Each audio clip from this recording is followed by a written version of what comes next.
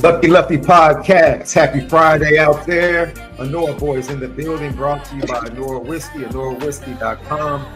That premium American whiskey, ONORAWhiskey.com. And if you drink, make sure you do it responsibly. You gotta do it responsibly. Wow. Little snow. Snow for you in the summertime. Left, I want to ask you a question, man. I watched an interesting interview because sometimes there are influences in life. So I got the question of the day coming up for you. But before we get to that, CFB Nation, Apple Podcasts, Spotify, YouTube, subscribe to us, hit the like button, and then let everybody know Lucky Lefty Podcast. Your comments, we respond to all. I had a fun conversation with a Texas A&M fan who jumped in the comments yesterday, upset because we actually felt like Notre Dame should win the game by double digits. Left, they were offended. And then they laughed and said Notre Dame scoring 40 points. I'm like, dude, Notre Dame literally with a mid offense just broke offensive records last year, averaging almost 38 points a game. Like, what are you talking about? Like, how do you tell me a little better than that from last year? Yeah, how do you tell me as a Notre Dame fan about my expectations? I'm like, you're a Texas A&M fan. Y'all have expectations because of recruiting class. Well, what are your expectations? I got a whole new thing going on. It's not Jimbo in there. Like, y'all don't know what y'all's situation is. It doesn't matter, Left. They never live up to anything. Doesn't matter. They never live up to anything. There you go. And don't get mad. We've been smacking y'all since Lou Holtz was was coaching. So now I'm mad. I was being nice with it. Just a friendly fire, as Kendrick told Drake early in the beef. Hey man, this friendly fire, we could just keep it to the raps. Keep it away from the family. Yeah, y'all trying to take it somewhere don't need to go. Drake didn't learn his lesson. Now, Texas A&M fans, you didn't learn your lesson. So now I'm a spit fire. Boy. I'm gonna walk in like I'm the Aryan blood on the House of Dragons, boy. I'm able to ride one of them bad fellas. Oh man, you feel me? I'm about to hop on one of them bad fellas. You haven't caught up with the House of Dragons. Last two episodes. Last 2 episodes have been fire, bro. Yeah, they've been fire, boy. They got one of us on the dragon now, bro. Yeah. When we got the black dragon. Is that you got you got a brother on the dragon now, bro. Oh, okay. The brother got the dragon. Yeah, brother got the dragon now. It's a little lit. He's the original dragon. Yeah, I was trying to be nice to the Texas A&M SEC fans. I'm about to talk some of that ish. Let's get at it. You really Texas A&M? You really want to talk about your last 4 or 5 seasons? You really want to talk about that? We'll get to it, man. Lucky Lefty Podcast. Don't forget, Patreon.com/Lucky Lefty Network as well. Left influences. So, being from Chicago, I'm locked in. It's funny because one of the early influences on my baby girl musically was Tink. I don't know if you guys know who Tink is. She is an R&B artist from Chicago. Yeah, you're on mute, bro. So Tink is solid. Tink is solid. Tink recently did an interview where Tink said her influence is Jhené Aiko. Oh. I was tweaking because I'm like, yo. They're really starting to make me feel old talking about their influences. Yeah, because she's pretty you know what I'm saying? Yeah. That's pretty that's pretty recent. And my daughter just graduated from college and she was listening to Tink. And I'm like, yo, Tink has really been out there for a minute. And then come to find out that SZA said Tink was her influence. And it just really messed me up. So who was your biggest influence in your game, Left? Who was your biggest influence in your game? Michael Vick and Drew Brees. That's an interesting combination, Left. Mm-hmm. So when Drew Brees was lighting the Notre Dame Fighting Irish up, he was impressing you, huh? Well, I wouldn't research that far back. It was more the pro breeze. The NFL breeze. Yeah. But yeah, that was kind of like my influence in my game was the mix of that. And I think that definitely helps because, there's athletes that play football and then there's football players. There's guys that watch football when they go home and then there's guys that just come to practice. So you could just tell the difference um, in guys' games, from guys that look like they are invested in the watching the sport and having a favorite player they emulate, and that usually is pretty seen. You can just tell the difference between a guy. Oh, that guy loves football, and that guy doesn't. And that matters when you get into higher levels of competition. But it also bodes better for why I'm a big proponent of guys that are legacy guys. Brian Young Jr. I'm not worried about because guess what? He knows what it looks like. I'm talking about Bryce. Yeah. Right. Yeah, Bryce, his son. Yeah, I'm saying, his son Bryce. I'm not worried about his development because at the end of the day, that's going to kick in. It's just going to kick in because he's been around. He's been to his dad's games, I'm sure. Been to his dad's practices, I'm sure. Knows that he was a first rounder, I'm sure. All the accolades and what it took to get there, he's been around. It's kind of like how kids that have two parents as doctors become a doctor. They may not be the smartest person ever on being a doctor, but they know how to get there. Yeah. So just certain things they just know how to do. Like, I just got to go here. I got to get this. I got to do this. So when you know the pathway, because you're around it and that's your environment, you kind of fall into things easier than people that don't have that, they are just going off of just pure athleticism. So, yeah, I think that having that wanting to have that bigger brother, so to speak, to my game and kind of that pathway. I think, you even hear about stories today, Kobe and Michael Jordan.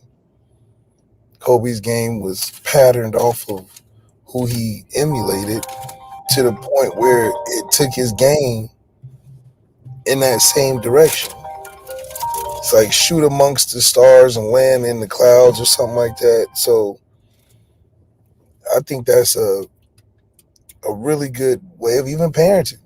Because if you think about kids that have a goal growing up as opposed to ones that don't, it's almost better if you kind of lead them in a certain direction because then they can start delineating or differentiating off of that, but they have something to go off of. Kids that don't have nothing to go off of, how do they know what or where to go? So I think it is important that guys that are inspired in that way carry that, throughout their game. Influences right here, Lucky Lucky Podcast. I'll speak from a baseball influence. My early influence without watching, just strictly from, because I was right at the beginning of the internet. I was right at the beginning of the internet left. So my grandfather, who played in the Negro Leagues, always told me about like Willie Mays, Hank Aaron, and all of these guys. So I always had an affinity for like read. I would always do my book reports. I would run straight to the sports section of the library and grab anything I saw about baseball. It was an easy book report, easy A for your boy. So off the books, my first influence was probably Willie Mays, and I ended up playing center field. But then, of course, I actually went to a travel tournament, and as a 14-year-old, one of my friends was like, "Yo, let's go over to the 17-year-old field and watch this game." Literally in the state of Tennessee, this was the first time I laid my eyes on Ken Griffey Jr. I was 3 years behind him. First time I laid my eyes on Ken Griffey Jr., bro. I was done. I had his shoes. I was done. I was done. I think at this time he was like going into his senior year of high school. I was just like, yo, this is the coldest dude I ever saw in my life. Ever. I didn't need to watch another Major League Baseball game. I was like, yo, this is the coldest, the swaggiest, uniform, everything. I was like, some players just got it like that. You know, it's the crazy thing about sports. Like, it's just some players just like everything they do is cool. You like, damn, dude, you just where you put your socks on is just cool. Like, right. We know you nice. You don't even got to run a route or do tackle or nothing. You're like Jalen Smith. I was just like, everything you do is cool. Like, yo, you just eat Domino's pizza, bro, and go out there and get 6 sacks and a bunch of TFLs and make crazy plays. And all you do is eat pizza. Mm-hmm. You know, how do? You go out there, he had his own bag of swag at the game. It was the coolest thing ever. Like, you know, when we go to our games, you know, the equipment people will bring out, okay, what you could wear for the game. Like, okay, if we doing this, you got certain accessories they'll give to you, whatever. Smooth came with his own bag and stuff. Different colors. We like, where you get that? We was like, man, that was okay. And then so I started doing my little separate little bag of stuff. You know, that's when we had a lot more loose uniform codes. Now it's like everybody branded out, so you can't have certain stuff and can't cover certain. So it's crazy. Mm-hmm. It's crazy. Now, my other influence, because I played center field, was Kenny Lofton. Oh, J. Cole song. Kenny Lofton was a hooper, though. Okay. Kenny Lofton actually played basketball at Arizona. I didn't know him as a baseball player. Like a Charlie Ward guy. Yeah. I knew him from the basketball court at Arizona. I didn't know he played baseball as well. And so when he got to the major leagues, that number 7, I led off. Played center field just like him. Really wasn't a power hitter like Ken Griffey. So even though I was a huge fan, my game really didn't match. Okay. So you knew you wasn't a power hitter. Yeah, I knew I wasn't a power hitter. No, through high school, I was 135, bro.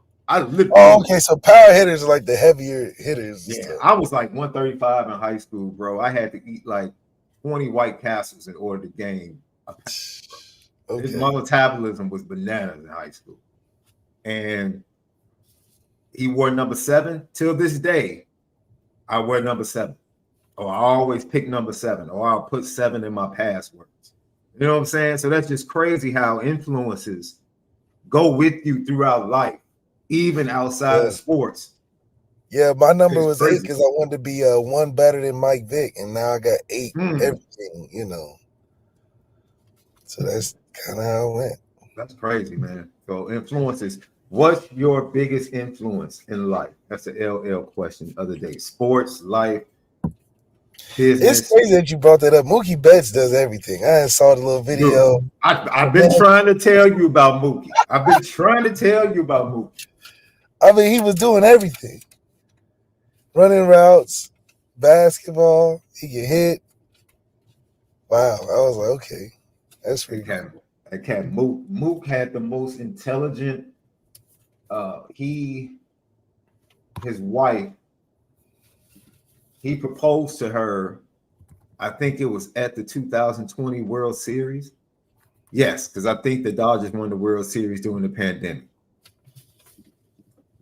He proposed to her at the 2020 World Series. And in an interview, I forget which magazine, he said, I never wanted to propose to her until I was ready. He said, I wanted to accomplish everything I wanted to accomplish professionally before I take that next step. And I think their daughter at the time was like 4 years old. And they've been together since he was in the minor leagues. So he's a very well thought out, you know what I'm saying? If you see him off the field and listen to him from a business standpoint, life standpoint, very meticulous, has everything planned out the way he wants it to be. So you can see why he's able to be successful even on the baseball field in so many different areas and athletically in so many different sports. He truly is a really special dude. If you tap into him, he's a special dude. I think one of his biggest influences, quiet as kept, one of his biggest influences was David Ortiz when he got to the Red Sox. because he said David Ortiz taught him not to be so serious. Yeah, shoot. That competitive thing in him. That brother can play. Who was your biggest influence, your OG at Notre Dame? Like, who would you consider like that was my OG when I got to Notre Dame? Probably Kendall Moore, the linebacker. That was my 8. guy, man. He wore 8 too, right? Yeah, that's my dog Ocho, man. Yeah. I was just like big brother on the team.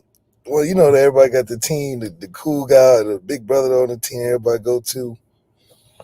Great reference for everything. I always got a story for everything. Good guy to talk to about everything. So that was my guy. And he didn't even play offense, but still friends to this day. And shout out to my dog.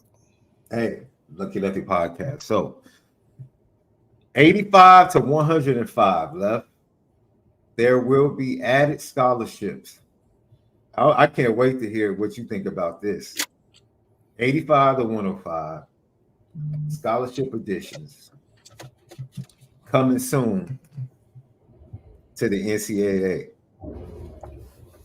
Basketball will go from 13 to 15. I want your thoughts on this because I know what I think. It's definitely, as Dion said, it's all about the money. It's all about the money.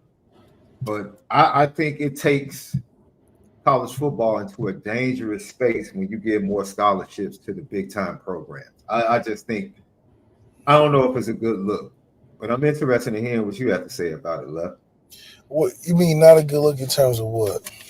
I'll say it like this.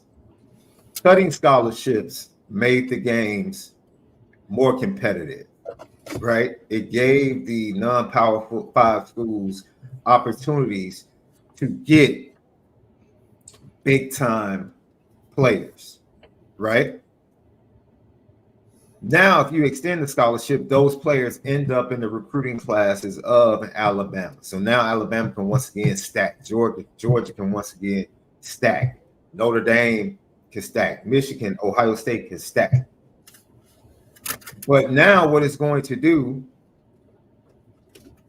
is I do think this. The positive is I think a lot of high schoolers were being impacted from a scholarship standpoint because of the transfer portal.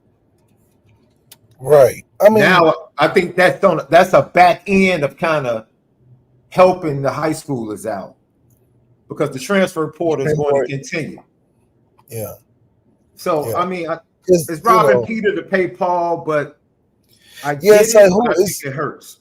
It really depends on how you want to build your team. Are you building your team on I'm trying to be here, or are you building your team on I'm trying to go to the next school that may be bigger, so I'm trying to win now? I think having increased scholarships, if everybody can do it, I don't see how it can be worse. I think these schools in college football in general has enough money to support it, but also how are you going to do eligibility? If you add 20 more players to your roster, it's still only one football. And it's still only 11 guys on both sides that can be on at one time. And you're not going to extend the games any longer. Because, something's got to give. If you're going to add more people, transfers are going to be even more crazy. Due to just so you think, wow. Due to a depth thing, it's like, well, shit. Yeah, I'm in there with I'm on the plus 20 scholarships, but that means I'm 5 more places in the receiver room deep. Because now it'd be like a 15-room receiver room or something crazy. So you're like, well, I'm 14th receiver at Colorado. Right. Shit, I'm trying to go somewhere with a room. How do you even go anywhere if there's 20 more scholarships everybody can add? So you'll never be short on depth. So it's like these teams become its own. They need a minor league team or a JV team like high school. Man, you might be right. That's a whole other thing. Here are the numbers left. Basketball will go from 13 to 15. Football goes from 85 to 105. That's ridiculous. That's 20 just extra, too. that's excessive. That's Because think of all the walk-ons that make up those 15 extra that they don't travel. right. That's just in the locker room, at practice every day, running scout team, doing the ancillary stuff. You add 20 more to that locker room. I don't even think you have enough lockers. I mean, even if you do, it's just like you might as well. And Notre Dame has a very, of course, because of the academics and other things. Notre Dame's preferred walk-on. That's like a thing. That's a That's huge a thing. Huge thing Yeah, at Notre Dame. That would go away essentially because with 20 extra scholarships, that's your whole walk-on group potential. So, baseball. This is fun. Baseball goes from 11.7 to 34. 34 people on the softball goes from 12 to 25. Sports baseball. So this is the thing. I knew this. There were only a third of baseball teams had full scholarships. So when you see a college baseball team, which is close to 30, 35 kids, a third of them really only have scholarships, full scholarship. Everybody else is either on like a percentage, half, walk on, things of that nature. It seems like now they're going to make everybody playing baseball because college baseball really has picked up from a revenue standpoint. They're going to make them whole based upon this story here. Softball's the same thing. They're going to make college softball whole. They're going from 12 to 25. And then volleyball is going from 12 to 18. So all the partial sports are being made whole. And then they're just being excessive, going from 85 to 105 in college football. I don't know. I think it's too much. I would have been 90, 95, something like that. Unless they do JV teams or unless they do the sport being all year round. Or you extend games, or I don't know how you accommodate adding more players with eligibility and their real life people, because then it's like there's no scholarships don't mean anything, They already doing non-committable offers, whatever that means. So now it's just you offering whatever you seeing just to say you offer some guys. So Notre Dame was doing a good job of, okay, if we offer you and you commit, you're committed. And if you decide different, we're not offering you anymore. But now it's like we can add 20 guys. So it's like, okay, we can take your offer just to say you're offered, just to say you're not going somewhere. I mean, I don't know. I think the game's changing. You got to expand the recruiting department, obviously.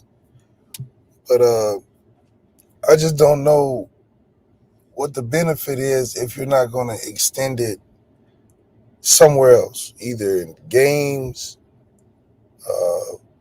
create two separate a JV team travels. That way you don't have eligibility issues, super competitive. Don't you think haven't the non-Power 5 schools become the JVs for big-time programs? Because basically kids are going 2 years to these non-Power 5 schools and then transferring to a Michigan, to a Georgia, to an Alabama. I mean, that's a new market. Yeah. It's like a G League developmental thing, but the only difference between those schools and Power 5s is the size of the offense and defensive linemen. So most of those guys are guys that just were small coming out of high school but had the talent. Yeah. So it's just a matter of, okay, is Power 5 get more exclusive where they only take guys that are 2 years after JUCO kind of thing, or after a smaller Power 5, or does the smaller conferences, non-Power 5, become its own league? Because at the end of the day, all this matters is to how do guys get to the professional level. Now, if you're making the college market profitable for kids, then okay, now it makes sense to have a whole different league outside of Power 5 that means just as much as Power 5. Now college is becoming an ecosystem instead of a level to the professional league kind of thing. Like now, making it to college is the way to be a semi-pro. Who cares about making it to the NFL? NFL just means you can have an opportunity to have a longer years of making more money. But if you can make money at a Division II school that is, everybody's trying to play anyway, because making it to Division I, you got to take all these steps, and just like baseball, there's like AAA, AA, single A, then there's the minors, or is that the minors? There's like levels before you even get to the Braves. You know what I mean? You got instructional league, rookie ball, single A, then you have high A, double A, triple A, Yeah, so that's what it feels like it would have to turn into, because you're adding all these kids and eligibility. Them 4 or 5 years is 4 or 5 years. Now it's become 7, 8, 9 years for some kids.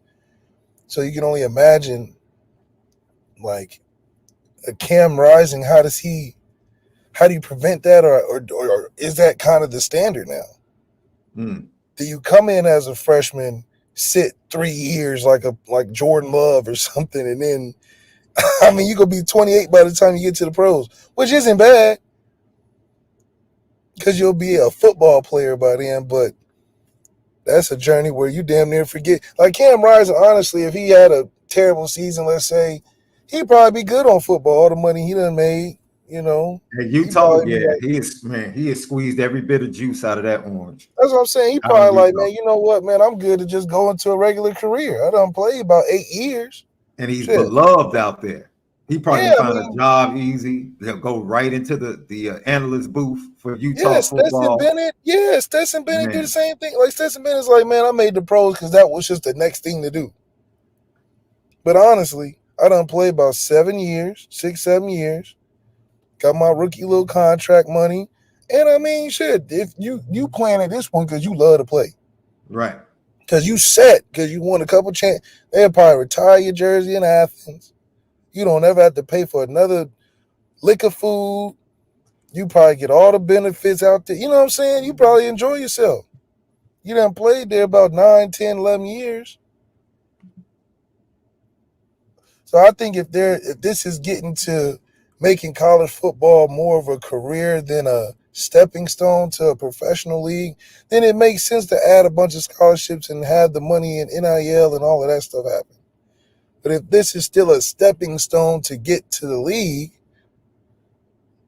then it has to make sense to help kids do that. Because now you're just making it more open. Like the same thing for broadcasting. Broadcasting is done differently because now there's like 1 million analysts and broadcasters where you're just like a 1099 worker.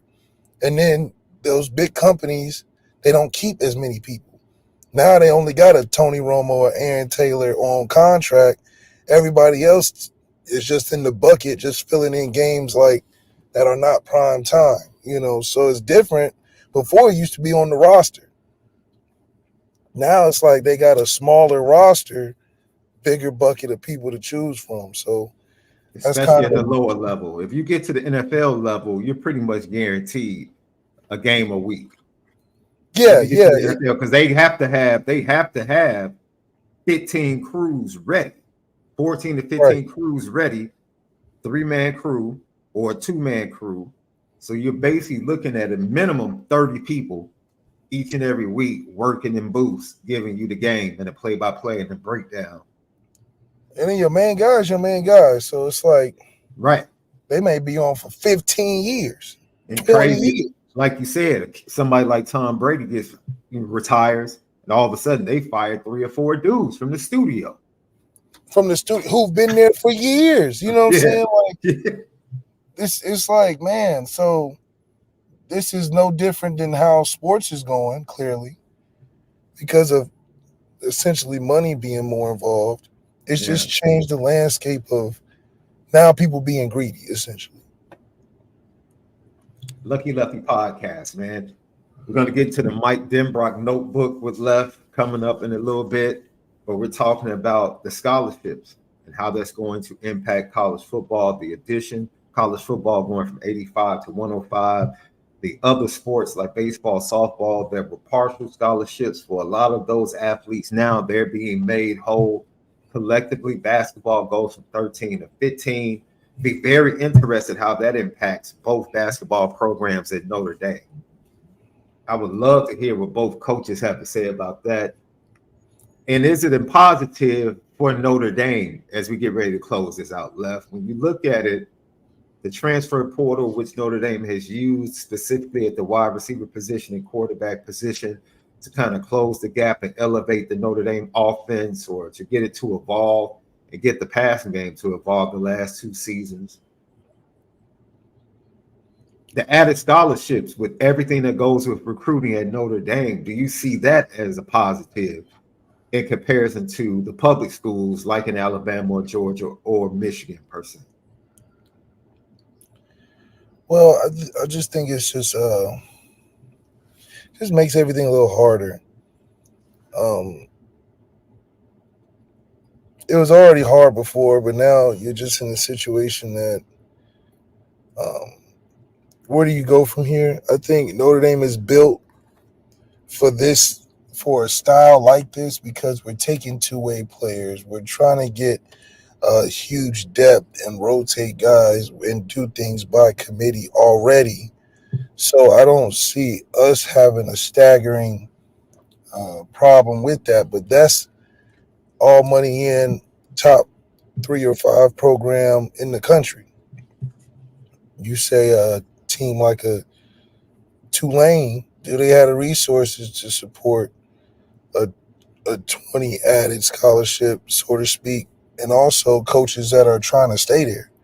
Notre Dame has the benefit of Marcus Freeman is not necessarily trying to leave anywhere, because where you going to go outside of that? Once you hit Notre Dame, if you're not leaving like Brian Kelly for a bunch of money, where else you're not just trying to leave Notre Dame? You know what I mean?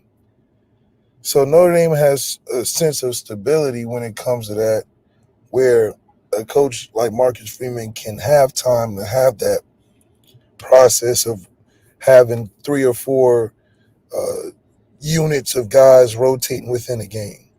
But some of these teams that are built on having the 2-3 players at the best players on the team, everything runs through them, that's going to be harder for them to adjust to, because now you got 20 extra players you can play with. And recruiting and coaching has to be a little different. And all right, at Louisiana Tech, are you trying to be here or are you leaving? Because we get these 20 extra players, we're trying to win. You got to facilitate that, so NIL means a lot, so I think it's just college football is at an interesting space, but Notre Dame is always the forefront and the trend and the leader of adjusting to things. And so I think if anybody will be the best on adjusting to whatever changes happen. Lucky Lefty podcast, man. Your boy Tua just got 53 mil. That's right. That's 53 mil a year for Tua. They're going to have to do something about this quarterback market. No disrespect, Left. It's getting a little ridiculous. Oh. Left, it's getting a little ridiculous, bro. How does Tua not deserve it? No, I'm not about to say. I'm talking about the overall market. Tua is not someone I would use for that, because now that Tua's gotten paid, Jordan Love is about to get paid. Jordan Love literally has had one good season. One. Is he really worthy of $50 million? No, but they're not going to give him 50. Who, the Packers? They don't have a choice. They do have a choice. No, they don't. You can reset. Bro, if Jordan Love comes out and balls out this year, they're going to have to go ahead and give him his money. What are you talking about? He's going into his option year. But he doesn't have the cachet for them to be like, oh yeah, you're deserving of. But, okay, did Trevor Lawrence deserve his 40 plus? Trevor Lawrence at that time was supposed to win the MVP last year and didn't have a good season. and he went to the playoffs the year before, so he was on the trend upward. So yes, Jordan Love, like you said, had one good season. Yeah, that's what I'm saying. In the middle of this year, if he is balling in the middle of this year, it would be smart business to go ahead and extend him. Right, extend him, not give him something ridiculous. Now you have to pay him though. If he gets to the off season and you haven't paid him, and somebody else gets big time money, the market goes up again. But who's going to take Jordan Love right now if he doesn't stay? He doesn't have enough. Well, they would have another year. So he would be a free agent if they didn't do anything. He would be a. Oh, you mean like a franchise tag? They're probably franchising him. But the franchise is still going to be in the 40s. That's 1 year though. 1 year. But do you really want to franchise tag your quarterback? They probably would, because he only proved it for one season. I mean, Jordan Love's different than the Dak. Dak's been doing it. He's been winning playoffs. And Dak, look, Dak, Dak is not worth $50 million. I'm sorry, bro. He's not. And I'm not talking about the individuals. I'm saying the market is messed up. Dak is 100% worth $50 million. Well, I'll disagree with you, because if I'm giving $50 million to somebody, you better be able to carry my team. Okay, to what? What do you mean to what? I'm talking about no. You better be carried to what? You better be a life-changing franchise. And they win 11 games every year. I would say there are 3 quarterbacks in the NFL worthy of $50 million. Okay, not from the market standpoint. The market is the market. Value-wise. Yeah, I'm talking about guys that actually are those dudes. Okay, you're saying there's 3?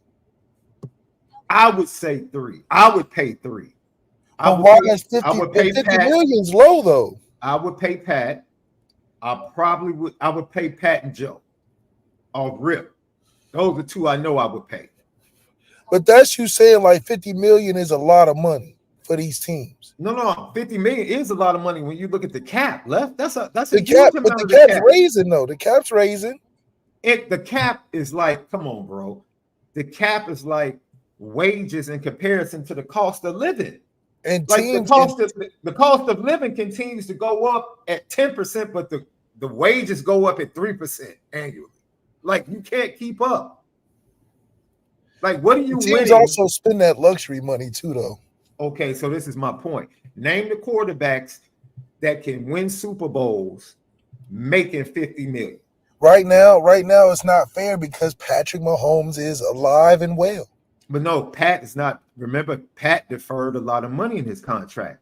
I'm saying past AAV just got up over 43, if I'm not mistaken. No, I'm saying in terms of paying the 50 to get you a Super Bowl right now, because Pat exists in the league, Dak can't win a Super Bowl.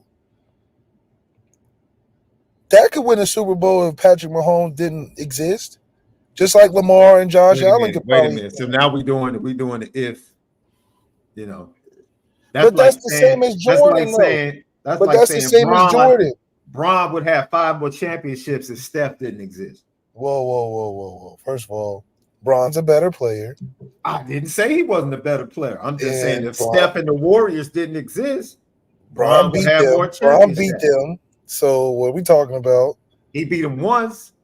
That's how he beat them when they were the greatest. And he played them how many times? 4? See, that doesn't matter because LeBron. Anyway. No, I was just using that as an example. You didn't have to go clutch defend on me. You just jumped, man. I told you work for Clutch Sports. I know. It started to come. I'm just saying. But if Patrick wasn't there, yes, Lamar would have won. And it would validate the money that he's. But you would put Lamar in that group of franchise changing. But Dak right? Can do the same thing. No, he is not the same as Pat and Lamar. No, he's not. No, he walked in just like Caleb Williams. He walked in as a rookie to a very good team. How much money is 50 million getting you? A Super Bowl, or what are we talking about? 11 games a year into the playoffs? And well, I would I'm sorry.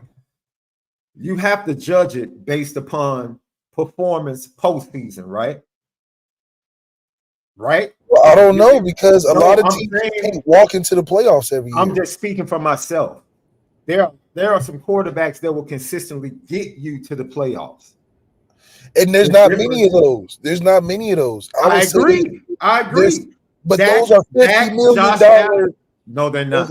No, they're not. No, they're not. For a franchise? For a franchise. Everybody in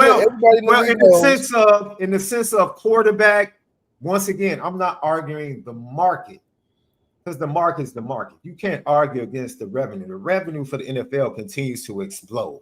So I'm not sitting here complaining that quarterbacks get paid too much. That's not my argument. I'm just saying based upon Tua is not a $50 million quarterback, bro. Yes, He's not. Because Tua's going to get you to the playoffs, which is an elite group of quarterbacks. 32 guys. You're saying that Tua should get paid the same amount of money that Patrick Mahomes getting paid. That's what you're telling me. Patrick Mahomes is choosing to take less. Patrick Mahomes could be the first $1 trillion athlete. That's true. He should own a part of the team that he plays on. That's a fact. The Hunts would never allow it. The Hunts would never allow. Yeah, they would never allow, but that's honestly what he's worth. I'll tell you this: the next quarterback that wins the championship at Notre Dame deserves something.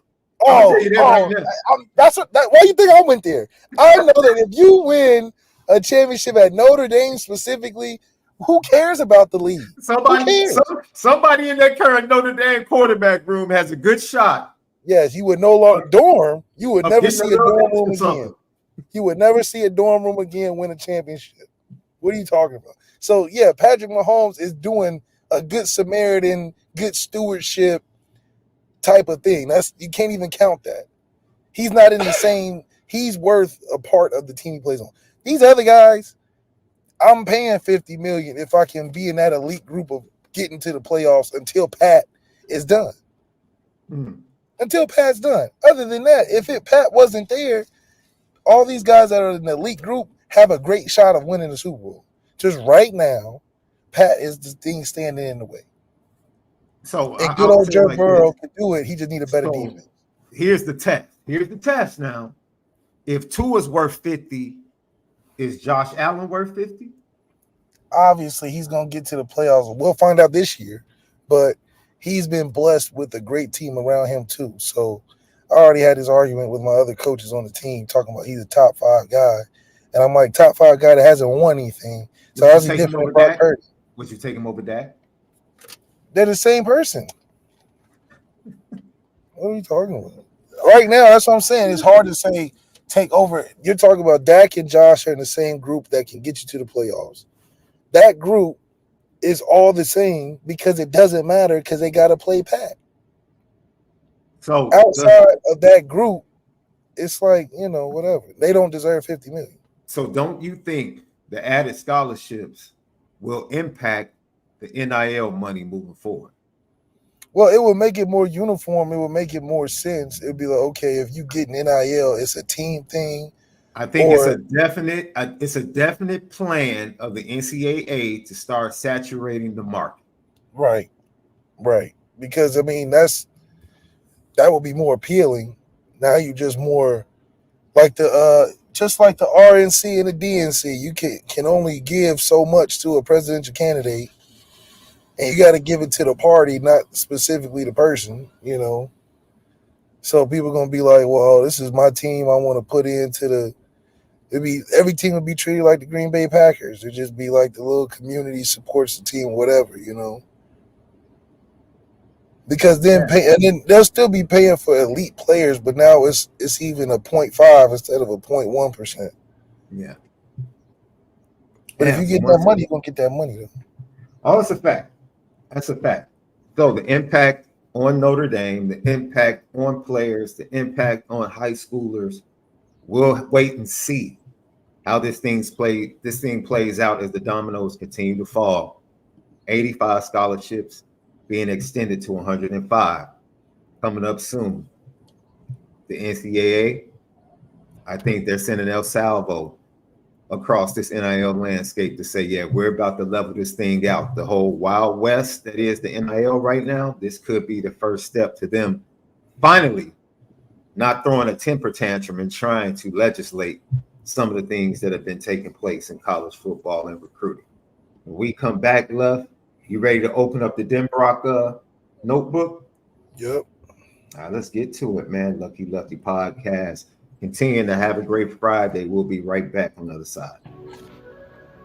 What's up, family? The merch shop is finally here. Lucky Lefty Network merch shop. We got it all. From the shirts to the hoodies to the hats to the nitty gritties. Come here right now. Shop with us. Come get the swag because you know, if anything else, we spin it different. You see the gritty. You see how we get down. It's elite.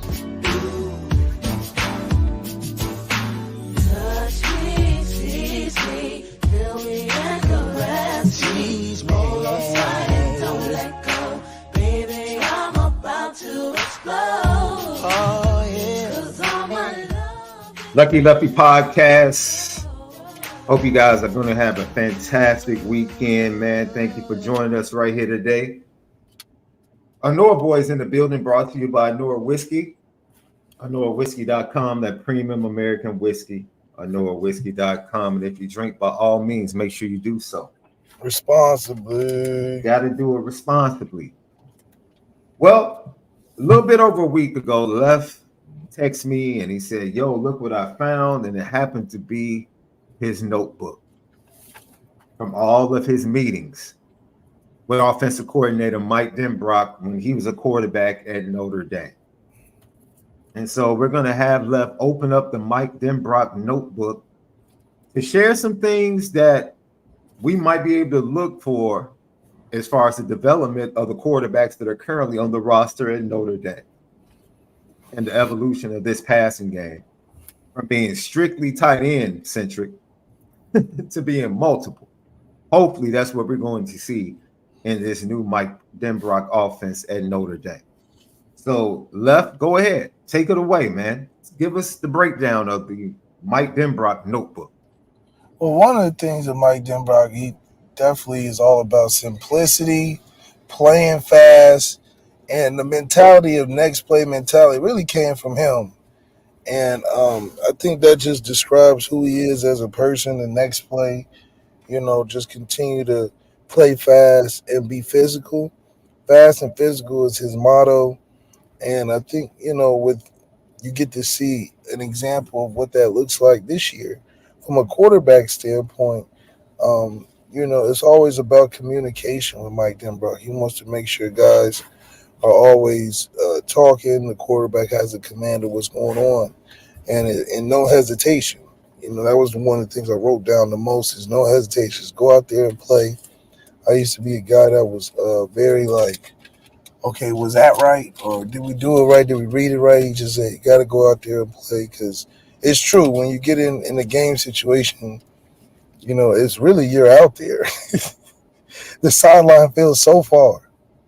The people on the sideline look so small when you're in the heat of the battle. So I think those are more simple, but they're very applicable to when you actually get in those moments. So I didn't really realize until you played, because in practice, it's a much slower tempo.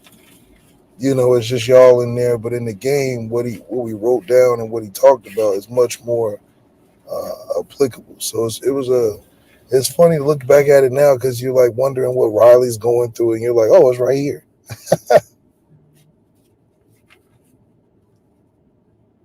When you talk about that, and let's focus on Riley Leonard for a second, with him missing time, does his actual game experience for Mike Denbrock hold an extra sense of, or does it give him an advantage possibly in Mike Denbrock's thoughts? Just talking about the difference you just pointed out from practice, keeping it simple and being applicable to game time action, which kind of raises the intensity and raises the stakes. Even with missing time during the spring, does Riley Leonard actually have a live action experience more considerably than anybody else in the quarterback room? Does that give him an advantage in the Mike Denbrock system? I think what the benefit is that Mike Denbrock's been doing it for a while, so he knows how to fit the offense to what the quarterback's strengths are. And I think that early on it'll be figuring out, okay, what can Riley do healthy? What can he? Is he not as good as? And then Denbrock's just going to cater it to more of that strength, which my issue is okay, that's time that is almost like a restart. You gain ground with the guys that you've had, so are you taking a step back by doing this, or is the attention on making sure Riley Leonard is ready, which is a totally different approach than what Marcus Freeman talks about when he says he wants guys competing and this, that, and the third, because now it's like, okay, they were catering to somebody. And I think Denbrock is at his best, just like we saw from Jaden Daniels, which I still think is a 2-year process. But when he's got his guy, he can focus on making sure that things are best suited for the quarterback. So if Riley Leonard is our guy, the time starts yesterday on making sure that they can be on the same page. Now, something that you did send me via the text, one of the pages, the first point was communication. Talk about that, because even in Chicago, Caleb Williams initially struggled. He struggled, and they talked about the inability for him not only to call the plays correctly, but to be able to, I want to say this correctly, make the calls at the line of scrimmage with force, if that makes sense. Being able to call the play in the huddle and then get to the line of scrimmage and didn't really have a good hard count. So the offensive players were at a disadvantage because he had not mastered using a hard count, soft count, having various calls to keep the defense honest. And I'm like, yo, all of this goes into like communication and playing the position. So when Mike Denbrock is talking about point number 1 on the board, your communication, what is he talking about that? What does he mean in his offense? Because I see here it said communication, and then right under there you have be clear and specific. And I just pointed out how Caleb Williams struggled with that in his transition to the NFL. On the college level, is there a challenge for any of these quarterbacks to be clear and specific when they get to the line of scrimmage or they're in the huddle?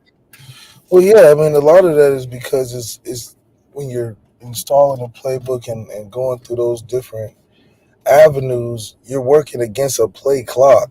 So being clear and specific is like you don't have time to be doing a lot of explaining. It's like being direct. So, for instance, the difference between guys that can coach it and guys that can play it is guys that are in the meeting room that can have a dissertation about a play. Talk about one play for 15 minutes on all the different possibilities and things that it works well against. The guy that can play it can explain that in 2 to 3 seconds.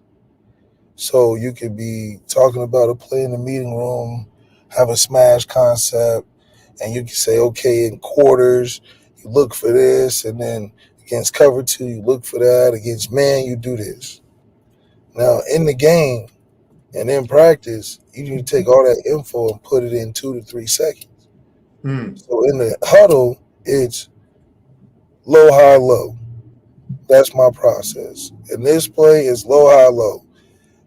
That's what works in practice, in the game, in real time. In the meeting room, it's, okay, if I got a cover 2, I'm looking at the corner, and to go from the corner, looking at the safety pre-snap, I'm looking at the rotation, da-da-da-da. In the game, it's low, high, low. Now, guys that can do it well are low, high, low guys. Guys that struggle but they hit you with he's so smart, he's so blah, blah, blah, got all the knowledge in the world, these intangibles, and see, that's not communication. So when Denbrock is saying communication, he's saying low, high, low. Or OIO, which is for receivers outside. If you're in scramble drill, it's outside, inside, outside. Meaning start outside with your eyes, look inside, and break back outside. So OIO is what you would tell a receiver in the midst of the moment. These are all training you to be ready for the game, not for practice. So that's the difference. And I think learn that as you get experience. It's hard to just do that in the meeting room. And I see right under that, trust factor. And there's a trust factor in everything, is something you wrote down from your meetings with Mike Denbrock. There's a trust factor in everything. So the trust begins simply before you even go out and make plays, just getting the trust of your teammates by simply being able to communicate and make the right calls. It truly starts in the huddle at the quarterback position.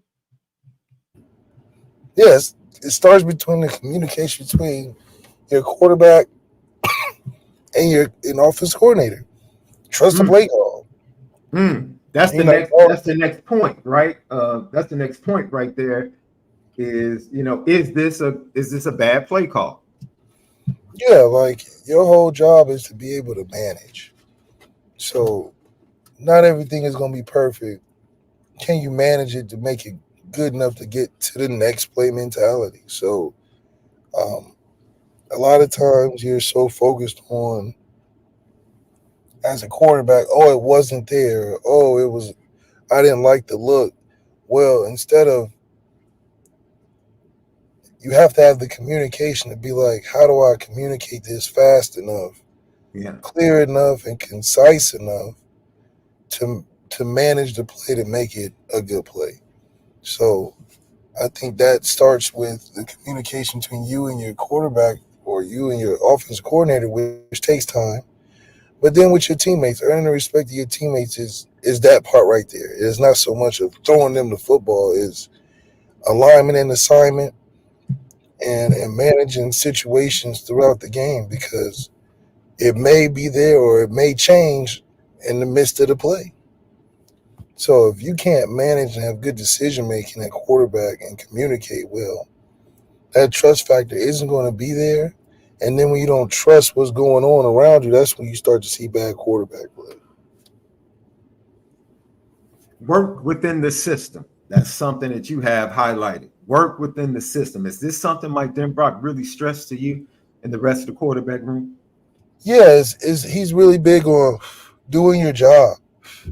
It's like you don't have to be Superman out there like a Josh Allen, where you just feel like you got to throw for 400 and run for 500, which I think Riley was used to at Duke. So now it's like, listen, just if we're saying low, high, low, don't make up your own shit. Go out there, because I'm calling it, because it's probably going to be there. And if we get it to him, he'll do the rest for you. So trust that your teammates are going to do their job. You do your job. It should work out. Right under work within the system, which goes to your low, high, low that you've been talking about. The first bullet point you have in your notes is go to the go-to. Yeah.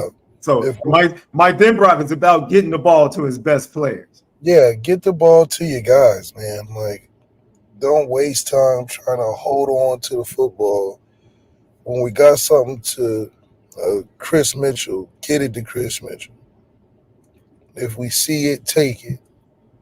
And that's like, we'll have plays that if it's wide open pre-snap, catch it and get it to him. Don't even think about it. If you don't like it, run the play, right? So if we ever have Chris Mitchell in a favorable situation, go to your go-tos. Don't even make it some science project where you're trying to take a long time to run the play, because we'll come back to it. If it was there this time, not the next time, it's okay. We got options. So for you had to spend more time based upon the notes, really working on the accuracy and the timing for your outs, the out routes. Was that something specifically for you, or that's something that, did he customize that for each quarterback, what they needed to work out more, which throw they needed to work out more? Do you think that's something he's going to customize for each quarterback. Because I think based upon the spring game, the way they use Kenny Minchie in the run game, I'm like, okay, they're really customizing the offense around the talents of each individual quarterback on the team, it seems like. But Kenny's not a runner, so I don't know what that's about. But dude, that came out of nowhere. I'm telling you, everybody there was shocked. Yeah, so everybody in the box, the media was looking. We were looking around like, oh, word. Yeah, so I don't. Maybe that's a play that they thinking about putting in for Riley or something. I mean, he looked good. I'm not going to say he didn't look good running the ball. Yeah, we're not trying to live that way, but I think that also because he can throw. And then the spring game is kind of like we're just gonna do real basic stuff just to run these plays and just to give something to show. Mm-hmm. I think when we strategizing against teams, I don't think we're like, man, Kenny Minchie's the guy we need to run the football with. I think that'll happen more naturally. And then again, I mean, shoot, maybe there is something about his game that stands out, and Denbrock's just testing the waters on things. Lucky Podcast. We're talking about the Mike Denbrock notebook. Malik found his old notebook from his meetings with offensive coordinator Mike Denbrock. We're talking about it right here. Lucky Podcast. YouTube, subscribe, share. Make sure you hit that thumbs up. It helps with the views. Leave your comments and your questions. We respond to all. Home of the Misguided Passion, Lucky Podcast. We're committed to making sure we spend it different. Your checks, Left, making sure that you know what play to check to, depending upon the situation, was something that was also really important based upon your notes. Is that difficult for Riley Leonard to be able to do right now, or do you expect Steve Angeli and Kenny Minchie and guys that have been in the system a little bit longer to have an advantage going into fall camp, seeing that Riley missed time? Well, yeah, I mean, like you saw with Steve and Sam Hartman, when Steve got in the game, he was at the line checking and this and that and getting guys, like we talked about, into the right situation. So that's what comes with experience within the offense, honestly. So Riley Leonard's process on doing that may not be that Texas A&M game if he's the starter, but it's something that you'll grow into because an offense like Denbrock has options that you can carry and do that with. But, that goes with a year 2, Jaden Daniels, a year 3 or 4 with Steve Angeli with the same sort of stuff. So the good thing for Steve is that Denbrock and Brian Kelly have been together for a long time. And so Denbrock coming back to Notre Dame with Steve probably knows a lot more than he probably thinks he does, so it'll be interesting to see what happens. Steve helping another transfer quarterback out, huh? Oh, man, caught up on things. I mean, then again, it's like I'm not in the building, so I don't know how they feel about what they want to do with that situation. But I mean, if you're going to go with Riley, it just has to be a total cater to what he can do because of the time. You don't have much time. What does it mean to know your go-to as a quarterback? Because this is not going to your go-to player, but your specific throw. What does that entail? It's like knowing your go-to throw. This is your favorite throws you like to go to, or your favorite plays you like to run in big-time situations? Is it that simple? Well, things happen fast in the game, so when in doubt, go to your go-to. Shit, I mean, talk about mismatches a lot, and you look at 2012, a lot of the 2012 was like, hell, we're throwing it to Eifert. We're just going to make it easy.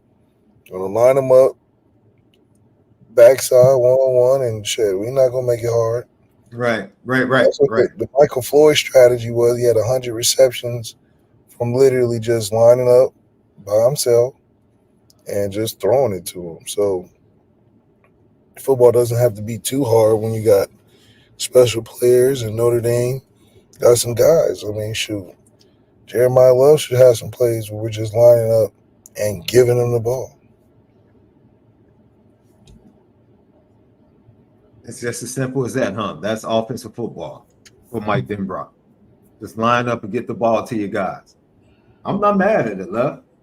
It really sounds like basketball, to be honest. Right? I mean, it is. Guard. I'm the point guard, and Mike is on my squad, or LeBron is on my squad. It's like, hey, stop shooting. let's not do this whole I need to shoot 15, 16 times. No. You got LeBron on the wing, got a nice Halliburton or something opposite. Let's start passing that thing. You know what? I don't know if you've seen this story. There's a great clip going around from the 7 p.m. in Brooklyn podcast with Miro and Carmelo Anthony, and they were interviewing Chauncey Billups. And Chauncey said he really learned the game of basketball from Terrell Brandon. And he said he'll never forget Terrell Brandon came in at halftime of the game, and he had 16 and 9 as a point guard. And he said Terrell Brandon was sitting at his locker, and he was absolutely heated, upset. And he was like, yo, TB, what's wrong? He was like, man, this ain't going right. And he was like, what you mean? You killing. You got 16 and 9. He said, man, Big Ticket only got 6 and 6. And he's like, if I dude ain't killing, this ain't going the way it's supposed to go. Exactly. So I definitely understand the whole concept of go-to from the standpoint of getting it to your guy, but then as a quarterback, the way you broke it down, knowing your go-tos as a quarterback, what you like to throw and what you like to go to when you see certain looks and get into certain situations. Last but not least, Left, and I'm sure it's a lot that I'll let you close out with, but don't cloud your brain with everything, which sounds crazy, right? Everything we just talked about, how does a quarterback not cloud his brain with everything that goes with the position and the responsibility at the position? Like, how can you reasonably expect a quarterback not to carry everything and cloud his brain? I couldn't do it. I'll be honest. Yeah, I mean, a lot of it is based on how do I make everything that I just learned about this play a low, high, low process. How can I take everything in this playbook that we learn each day and turn it into a 2 or 3 second process? That's what makes playing quarterback hard, because what you learn, like we talk about, those meetings are 2 hours long every day. How do you take a 2-hour long meeting and turn it into a 5-minute understanding and take that into a 2 to 3 second increment process? So that's the challenging part, but it's what makes it the best of the best. So clouding your brain is when you're trying to take that 2-hour meeting into 30 minutes and take that 30 minutes and put it on the field. It's too much going on. When you end up asking more questions instead of just playing football. Because it's in the meeting. In the meeting, you ask questions. Oh, what about this? What about that? What if they do this? What happens there? In practice, it's not really meant for a bunch of questions because it happens too fast. How do you have a bunch of questions for a 4-second play? So that's what clouding your brain means. If I'm in there and I got 15 different thoughts for a 4-second play, it doesn't match up. And most of the time, you're not going to be successful because you got 15 things for a 4-second play. So, Left, you mean to tell me in a quarterback meeting, is there always one dude in the room where everybody's ready to move on to the next play or the next topic? There's always a dude still asking questions like, bam, come on, man. Can we still move? Can we move on? Like, why are we still talking about this? Well, for a quarterback room, yes and no. Yes, because, some older guys in the room, they've been there, done that. Mm. No, because there's a bunch to talk about, always. It's a bunch of clips to look and a bunch of different things that happen. And, so yeah, you can talk about anything on a football play for hours, protections and what can you do, what could you do, what happened, what went wrong, what went right, footwork, like whatever. That's what makes it so awesome, is because you can spend all day about stuff that you can be right about. I mean, there's no right or wrong answer to things. It's like, how many different ways can you do the same thing? So that's what makes it so clouded, is because you're like, man, if he did X, Y, and Z 15 different ways, we still could get this a bigger play, or this result could have happened differently, or this player wouldn't have read it. So, simplicity is effective, because there's so many different things you can do. But that's why I always drill, what's the identity of the offense, or what's the identity of what you're trying to attack? Yeah. Because that's what you have to go off of, because you can do a million different things. But if your identity is vertical passing game, then you have a bunch of change up. You have a couple change ups here and there. The vertical pass game, what you going to? Because if not, it's the same as being a jack of all trades, master of none. You want to be a master offensive coordinator, you just do a couple different things, have your change ups, but that's who you are identity wise. Jared Parker is a tight ends coach. So tight ends were successful while he was the OC. I mean, it's just what it is. It's just what it is. I didn't expect to have a 1,000-yard receiver with a tight end coach calling the plays that loves to run the football. I didn't expect it. That's just not who he is. So when he went up there and said, yeah, we're going to do things a little differently, but we're trying to expand more on the passing game, he meant to the tight end. He didn't mean to the receivers. But that's just who he is, because we wouldn't have had success if he was throwing it outside the hash with his focus being tight ends. I just don't see it happening. So who would you blame for Notre Dame in the passing game being so tight end centric for as many years as it was?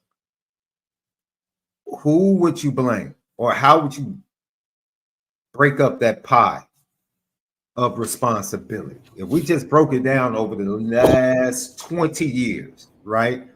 With a few great years of Michael Floyd, Golden Tate, Will Fuller.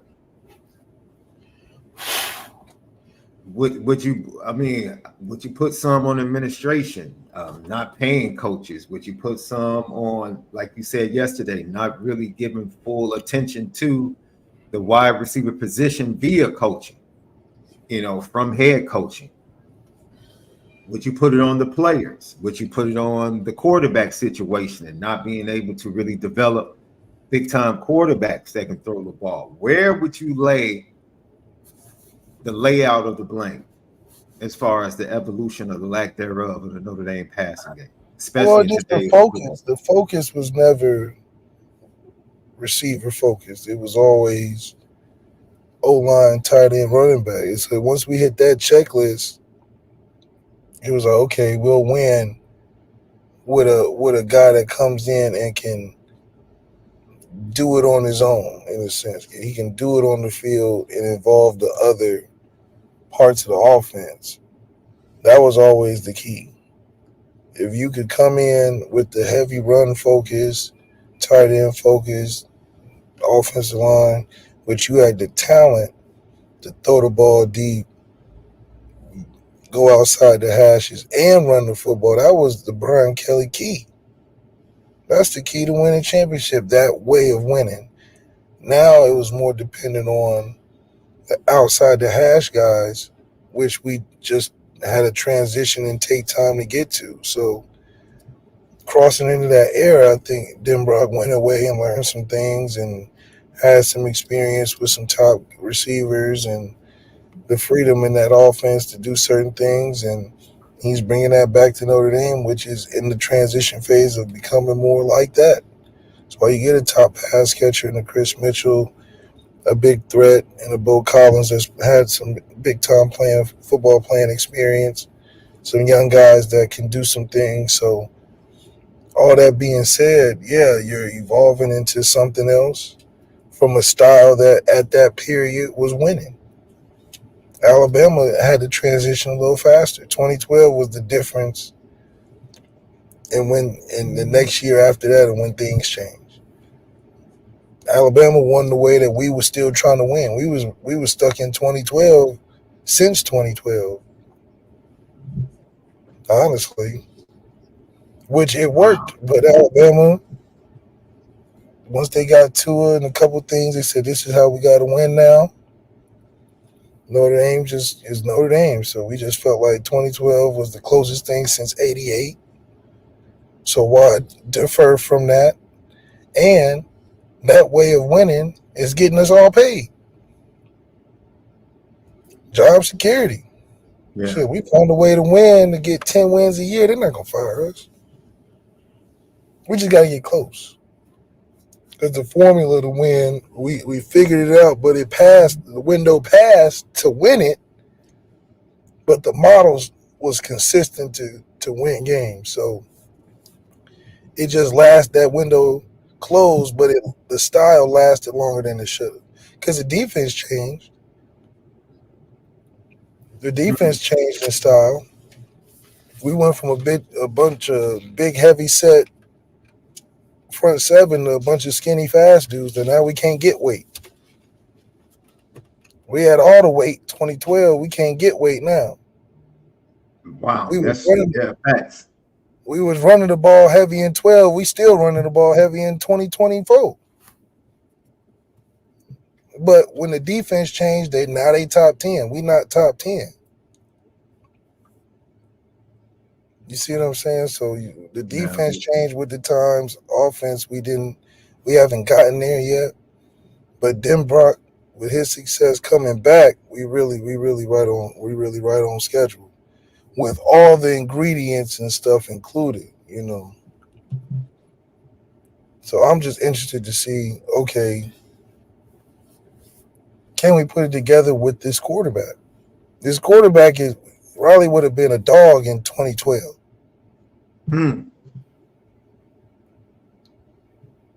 But now these skinny, lanky dudes is the ones running it. So they can throw the football consistently. So if you're a skinny, lanky dude that can throw it consistently, this is your time to shine. Riley Leonard is more of a, stiff, physical guy that's grown in the pass game. But, I mean, shoot, you got to throw for 330 plus if you elite as a quarterback. That's facts. If you elite as a quarterback, you 330 plus. 3-4 touchdowns a game. If you want to be in New York, if you want to be first round, you're not gonna get there with a 1,500 yards rushing. let me ask you a question as an OC, because it kind of opened up this question just listening to you talk right there, Lev. As an OC, when you have an elite quarterback, do you almost feel bad when you choose to run the ball? No, I run the ball all the time. And the reason I say that, if I know my boy is that cold, I feel like I'm taking the ball out of his hand because I know he can make something happen. You know what I'm saying? So it's like, I was just wondering, as an offensive coordinator, if I know if I give him the ball to throw 60% of the time, we're good. And I feel like if I give a running back the ball that might not be my best player, then it's like, all right, hopefully I can just get 4 or 5 yards and get the ball right back to my guy. No, it's the overwhelming factor that you have with an elite quarterback. I'm going to run my game. We're running the football. Mm-hmm. It's like, okay, if you can stop the basic stuff, which we want to be really good at, I'm going to throw my elite quarterback in there to make it unfair. Now drives are impossible to stop because I'm looking to run the football. Yeah. Now it's 2nd and 8. I got an elite quarterback. Now I'm doing things you can't stop because your focus should be on the run. But if I'm hitting you over the head because my quarterback got great accuracy, he can push the ball downfield, he can extend the play. That's just all the cherry on top. So yeah, it's like if I'm making a meal, just a basic chili, but I got some spectacular cornbread. The cornbread being spectacular is that out the park. Because Right. you can argue the chili. Oh, I like my chili sweeter. I like it. Da da da. I like it. Da da da. Fine, we can compete with that. But when I get that cornbread, okay, yeah, they the best because they got that cornbread. That's just different. That's just that make the chili better regardless of if you like it sweet or hot or whatever. So that's an interesting poll question. Cornbread versus oyster cracker for your chili. Okay. Cornbread versus oyster crackers. See, you're not making crackers though. You're not making crackers. People can make crackers from scratch. You can't put no love in the crackers like you can that corn muffin. That cornbread? Yeah. So are you going with the Jiffy mix or you doing like the buttermilk in the skillet? See, that's where skill comes in. Facts. That's where your difference in quarterback comes in. Then you could take it another level and do the hot water cornbread. They don't know anything about that. They don't know anything about that left. That's what I was about to say. Those are anointed hands that make the hot water. That's what I was about to say. That's my 5-star quarterback right there. Is that hot skillet cornbread? Yes. Because people don't even know where to get some of them. You got to have a big mama to have some of those, bro. See, and that's where the recruiting comes in. See, we went down to Mississippi and got us the recipe with Deuce Knight. So we was flirting with them crackers up in the Northeast and putting them in the soup. But we was like, let's try some of the corn muffin down south. Special recipe. Because everybody used the oysters up in the Northeast. Because the oysters go with it. It makes sense. Well, the oysters go with the clam chowder. See, and they just transferred over to the chili. But yeah, I feel transferred over. He said Marcus Free said, let's bring in chili because the oyster crackers have been great. The Ritz, the Club, you can't go wrong. The Ritz, the Club, the oysters, the little shells, all of them go great. But if we get the hot water cornbread and switch over to the chili just for a couple years, can the flavor satisfy the masses? See, when you go just the Northeast specialty with the clam chowder, you can only get so far. Because everybody loves chili. They got chili contests. You got hot chili, you got sweet chili, you can put some barbecue sauce in one, you can put some cinnamon and ground brown sugar in the other. But chili can feed the masses.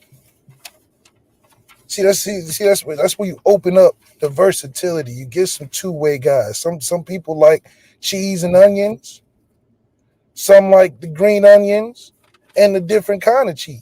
You see what I'm saying? See, they can personalize it. You can only do so much with a clam or oyster chowder. Throw some potatoes in there, With a chili, you got beans, no beans. You got ground beef, you got ground turkey, hot sausage, Italian salt, whatever you want. Facts. Some people might even throw a little bit of steak in there. So it's now you different. Brisket chili. So that's all we've done is we went down to the bayou, done collected on some seasonings and some different ways to spice it up. We done went down and got the hot water cornbread recipe from grandma because we're gonna make this chili special up in the South Bend. We done went to North Carolina because they got the spice, the degrees of temperature. Because we had some people complain that it was too regular. They want some kick to it. So we done collected the right amount of ingredients across the country. It's just we got a different chef. With the master chef, Marcus Freeman, he said we just gonna change the menu a little bit. We're just gonna change the menu, switch our hours around. We're not gonna be a 24-hour, all day Waffle House. We're gonna get more exquisite times. We open on Tuesdays and Thursdays, 4 to 7. Facts. Tuesdays and Thursdays, 4 to 7, and the menu is changing. So you're gonna come in and get something different on them days. But it's quality over quantity. Man, you got me thinking about the serving spoon that I enjoyed out there in Inglewood. That's right. While I was in LA. I went there twice, left. I went there twice, left. Yeah, because you got to plan for it. You just can't just roll up. Oh, no. And shout out to, man, good people at the serving spoon, man. Talk to the owners, man. The service were absolutely amazing. They recognized us as soon as we came back in the second time. They were like, man, you came back to see us in 3 days? I was like, oh, man. That's right. Had to. Short ribs were fire. Lucky Lefty podcast. So a lot of people are hands down saying cornbread, bro, with the chili. Cornbread with the chili. We got a super chat from my boy Eric Spadell. Malik was spot on yesterday about the wide receivers, but it's time to catch up. Notre Dame. Shout out to LL Nation and my favorite podcast, Go Irish. Eric, my brother, as always, continued blessings to you. We appreciate you tapping in along with everybody else. Thank you for the super chat. Tony Gilbert had a question in the middle of our conversation. He says, how many yards did U of M's quarterback average a game? Well, I don't think either of us consider Michigan's quarterback elite. I don't. He won a championship. He's considered accomplished. Like, is Brian Kelly? He is the Brian Kelly of quarterbacks. Well accomplished. Can't take it away from him. Well earned. Put the time in. Won some games. But at the end of the day, are you putting him up there with Lou Holtz? Are you putting him up there with Tom Brady? Up there with, so he's in his own category. And it's not negative. It's just we define greatness in different ways.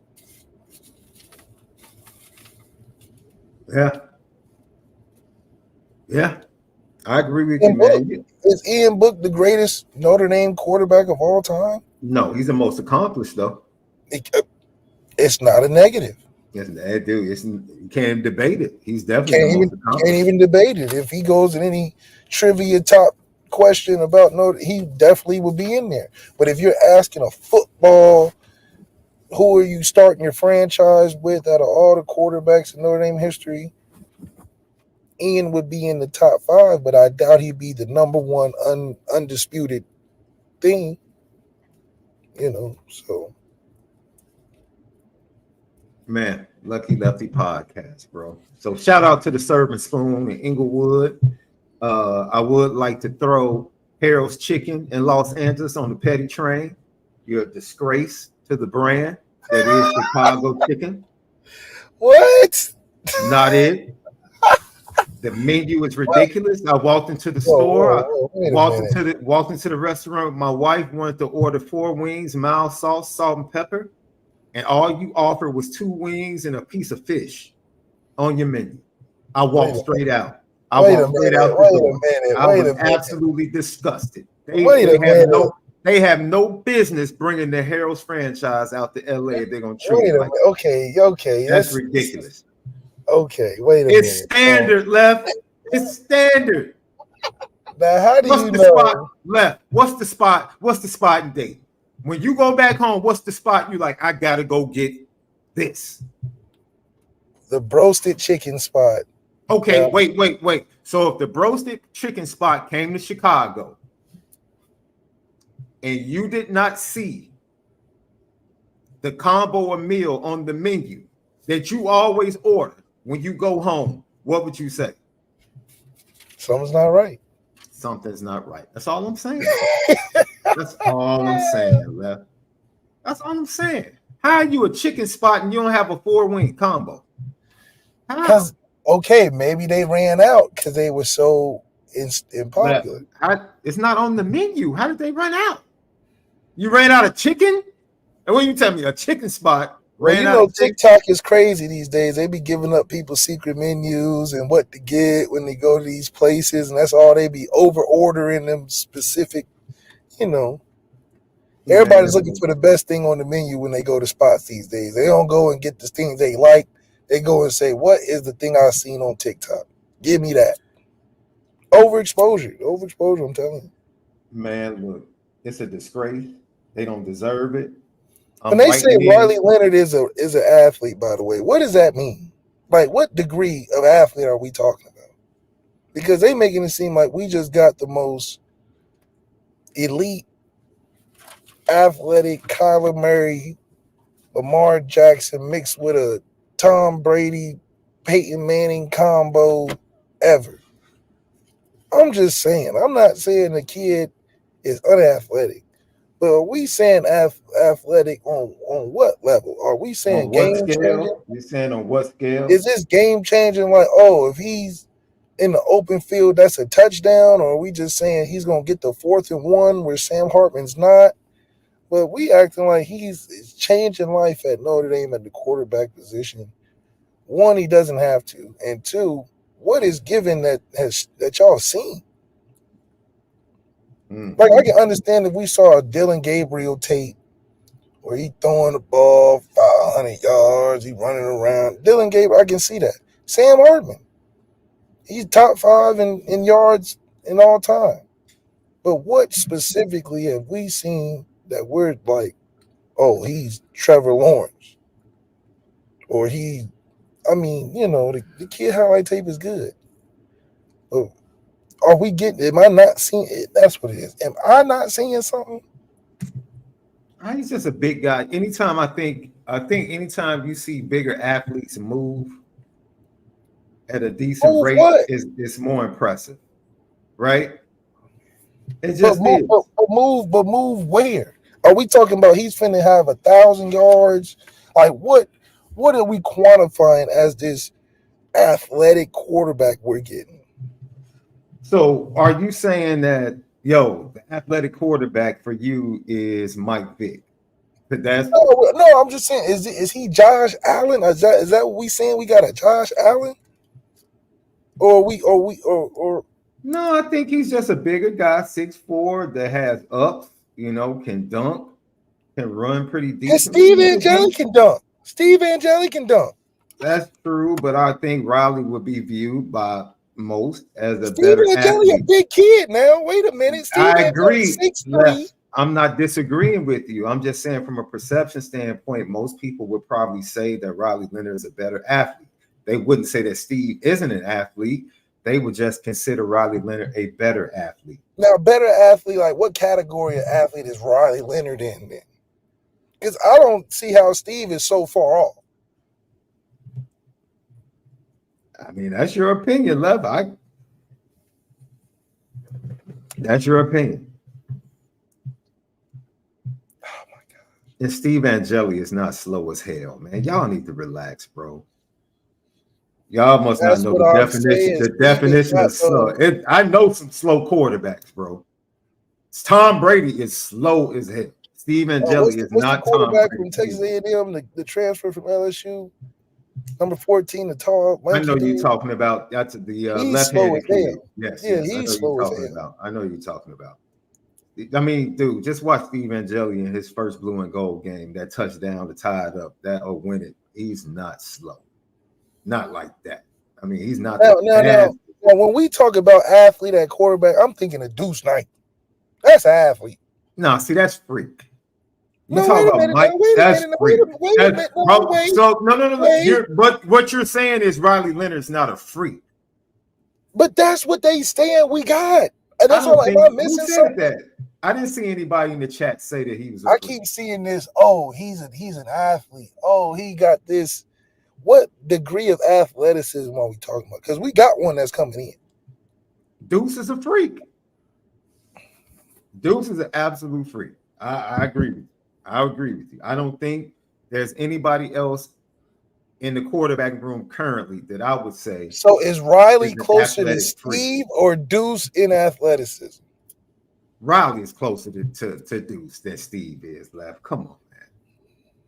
Come on, man. And I'm not about to sit up here and debate. I'm not about to sit up here and debate the difference. I'm not about to sit here and debate the difference. Because we need from what I've seen, Riley Leonard is just a better athlete than Steve Angeli. And I think they're both athletic. Dude, I don't have a problem with Steve Angeli getting out of the pocket, getting me 4 or 5 yards. Neither one is just going to take it to that. Neither one of them is Jaden Daniels. Neither one of them is about to bring it to the house. Okay. No, neither one of them is about to take it. Well, I mean, Riley Leonard did take it 70, 80 yards against Clemson last year in the first game. So he's actually done it. So you have to give him a little bit of credit for that. I've never seen Steve do it. I've actually seen Riley Leonard do it. Oh my goodness, man. Y'all sleep on Steve, number one. I didn't sleep on him. I just think Riley Leonard's a better athlete. And that's not calling Steve Angeli a non-athlete. Where's Kenny Minchie? So what are we saying Kenny Minchie is? Well, I think, first of all, Kenny Minchie surprised everybody with his legs in the blue and gold game. He's not slow either. But I think Kenny Minchie's faster than Steve Angeli, though. I don't think so. Oh, I mean, I feel like they all about the same. I think they all. Okay, so if all the quarterbacks ran to 40, who would you put your money on? Please don't honestly, I have no idea. Please don't say Steve. Say it again. Between Riley, Steve, and Kenny Minchie right now. And CJ. Everybody in the quarterback room. CJ. Everybody in the quarterback room. Louisiana. What's his name? The kid from Louisiana. Number 16. Oh, you talking about the PWO. I know you're talking. I'm taking him. Yeah, he doesn't count, bro. Out of the 4 quarterbacks. To be honest, he might have the biggest dude. That dude's legs are tree trunks. He's huge. He's huge. Massive. Yes. That's what I'm like, what are we doing over there? We're not trying him at nothing. But anyway, out of the 4, I have no idea who's winning that. Riley's coming off of an injury, so him running a 40 or whatever straight line. That's fair. That's fair. So who are we taking? Because all of them can get a first down if we say 5 yards. They can fall. That's my point. All of them can get a first down. No one's really just flat out. Oh, he's slowing them up. Okay, so if that's a point there. Now, if we're talking about who throws the best out of these same 4, then Kenny Minchie should be the one that wins. If we take it just straight talent. So now you're having a quarterback. I'm saying in the vacuum, if we just looking at a quarterback combine. Quarterback Olympics. Quarterback Olympics, Kenny Minchie technically would be the winner. In my opinion. He can throw the best. We talked about that. I don't know if he can throw the best. From an CJ probably standpoint, close second. Riley's not first, is what I'm saying. From an accuracy standpoint, I would put Riley Leonard not first. See, you're going based upon his stats, Left. No.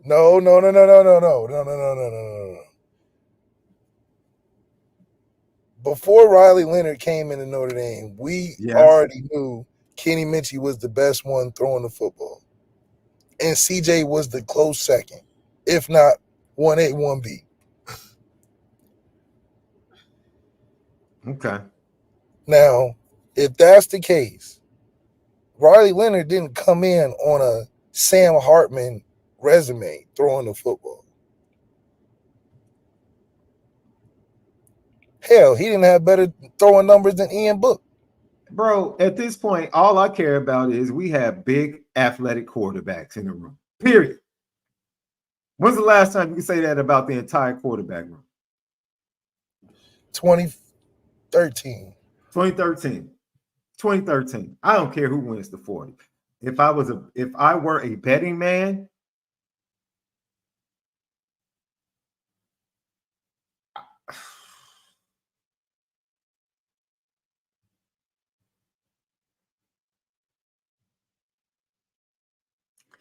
my mind would have told me, well, ask me this question next year.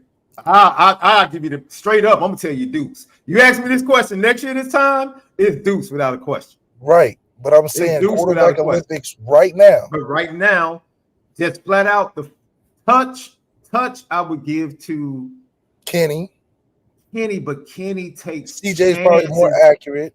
Kenny takes chances. CJ might be a little bit more accurate. Riley, the players have talked about his accuracy. Benjamin Morrison talked to you directly about Riley Leonard's accuracy. So I'm not about to sell him short. I'm not saying he's not accurate. I'm saying out of the Olympics, out of the room. Shit. And I'm going to go ahead and ride with Kenny Minchie in the 40, bro. I'm going to ride with Kenny Minchie in the 40 because Riley's coming off the ankle injury. That's what I'm saying. That's what I think is the best in the room right now. I'll ride with Kenny Minchie in the 40. So you're saying overall, when they add up all the points from all the events, Kenny Minchie would win. If Kenny's the fastest, Kenny throw the best. What other? I mean, what? I feel like those are the two biggest. That's like the 100 meter and the 200 right there. He already won them. Riley will win the shot put. Okay. I would take, with Riley coming off that ankle injury, I would venture to say, yes, Kenny Minchie will probably, yeah. So Riley Leonard is starting off of perception. Yeah. Yeah. But see, next year it won't be fair. Deuce is winning the quarterback Olympics. He's just too athletic. Dude, because we're trying to be logical about why Riley Leonard is taking us to the chip. That's all I'm saying. First of all, Riley Leonard left. What you really stick up for players that committed to Notre Dame, play at Notre Dame, and are developed in Notre Dame. It's really admirable. It's really admirable. It's really admirable that you show love to the Notre Dame born and bred quarterbacks. I admire it. I admire it. I believe and the best players should play. The most prepared, best players should play. Steve Angeli is not the best quarterback in the country. However, anytime we've asked Steve to play,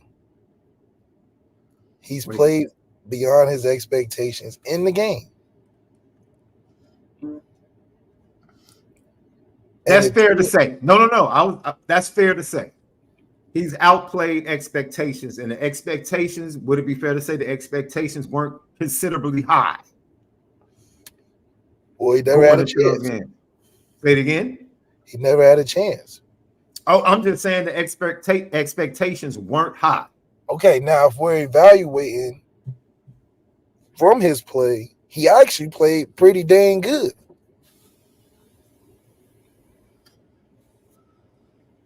Elite, questionable, pretty dang good.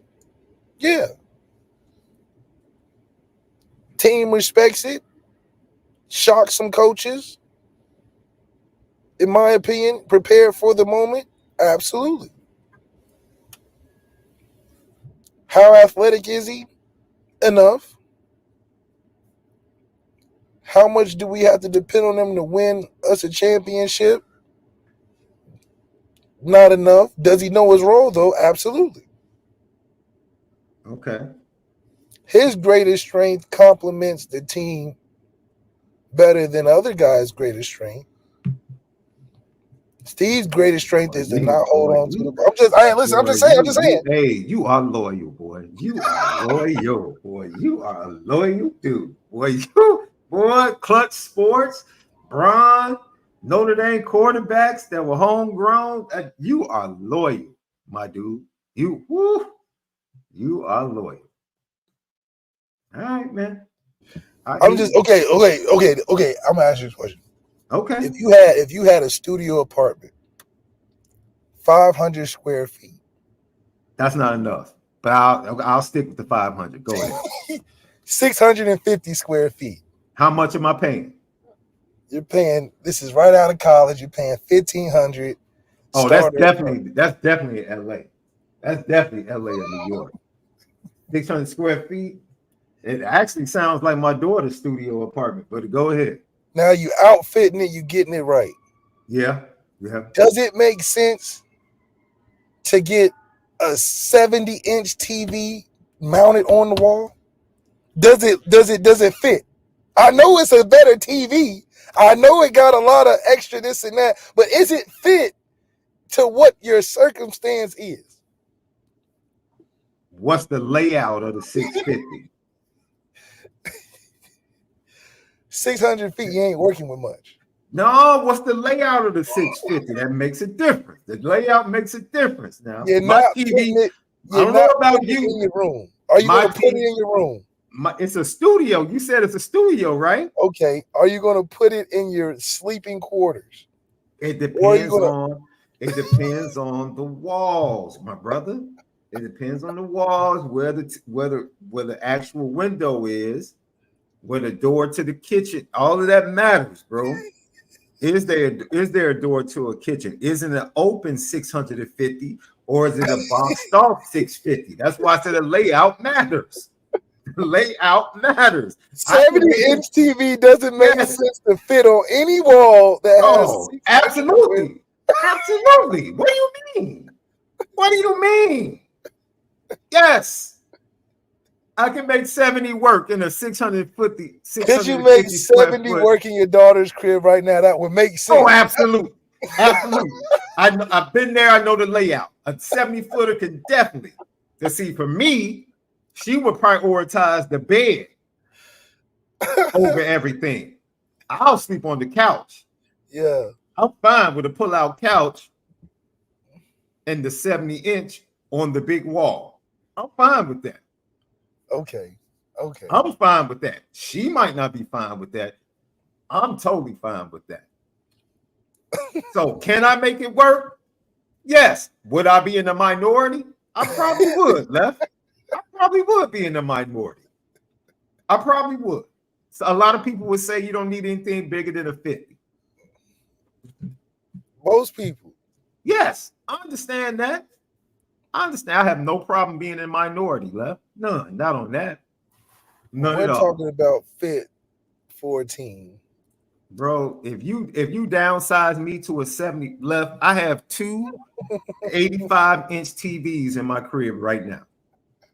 Crib, yes, there's room for that. Yes, if is I there went room down for a 70-inch TV in right the quarterback now, Left, if I went down to a 70-inch right now, I would feel cheated. Not, but you were at the top. We coming up. We coming up. What are you talking about? She was in a college dorm room with a 65, 70. I'm back on the hypothetical. At a 500 okay. 500 square. Well, you asked me. You asked me. So I'm sorry. I was using my experience. See, Corey Dean said he'll put a 70-inch TV in his bathroom. See, you'll have complications, is what I'm saying. That depending on the size of the bathroom. If it's a 650 square foot bathroom, that's pretty good. It's a pretty good sized bathroom. That's all I'm saying. That's all I'm saying. Certain things aren't necessarily needed. Do we need? So are you basically trying to say we had good enough quarterbacks and we didn't need to put the 70-inch on the wall that is Riley Leonard? Is that what you're trying to refer to Riley Leonard as the unnecessary 70-inch TV? Is that what you're trying to say? I'm not gonna say it's unnecessary because, like we said, you will make it work. I would. Yes. Coming off broke ankle, fractured ankle, whatever. Yes, I'm gonna make it work. You're darn right I am. So if a couple buttons are faulty, you still taking the TV. That's why you have a healthy quarterback room, right? Everybody should be ready. So if this falters, We make the adjustment. We go down to a 65. If we find the 70 is too much, then go down to the 65. That's fine. That's absolutely fine. But I see absolutely nothing wrong with putting that 70-inch, aka Riley Leonard, in the offense. See absolutely nothing wrong with it. Let's go. Because we're getting an 85-inch next year. It's all good. Oh, in the form of Deuce Knight? Oh, absolutely. Yeah, absolutely. 85, that might be like the split screen LED. Split screen, yep. Got the lights underneath. Man, that's showtime. That's absolute showtime. Now that's what you don't put that in a 650 square foot studio. Not Deuce. You don't do that. No, you go buy a crib for him. Yeah, that's a living room. That's a living room. Living room. Oh, absolutely. Yeah. Absolutely. That's a theater room. That's right. Theater room. Lucky Lefty podcast. You know who else we got to put on the petty train, dog? I almost forgot. I already put Harold's on the petty train, right? That's right. Shout out to the Donut Man, by the way. I'm sorry. The Donut Man in Grand Central Market, downtown LA. Ladies and gentlemen, if you ever visit Los Angeles, take a trip down to Grand Central Market. It's a fabulous place to grab lunch. Like 50 restaurants in this spot to choose from, all different types of cuisines. But they have this spot called the Donut Man. That's right there as soon as you come in. Ladies and gentlemen, they have a strawberry glazed donut that is absolutely amazing. The best thing, dude, it's the best donut I've ever tasted. And when I say strawberry glazed, I'm not talking about the cheap way. I'm not talking about the cheap way with just a little bit of strawberry glaze drizzled over the top, and all of a sudden you call it a strawberry donut. No. Ladies and gentlemen, this man makes the most incredible glazed donut and then slices it open and fills it with fresh strawberries every day. It's the most incredible experience you can ever have. It's absolutely amazing. And they're worth the $7.50 for one donut, one strawberry donut, $7.50. What? It's left. Obviously, you haven't experienced it. I don't know how. $7 for a donut sounds crazy, but I paid it 5 times. I'm gonna let you know. I paid it 5 times. I got $50. That's about $50 for a couple donuts now. No, 5 strawberry donuts that were well worth it, my brother. Well worth it. Shout out to Villa Tacos. That's my go-to anytime I go. Villa Tacos. Their flank steak tacos are absolutely amazing. Absolutely amazing.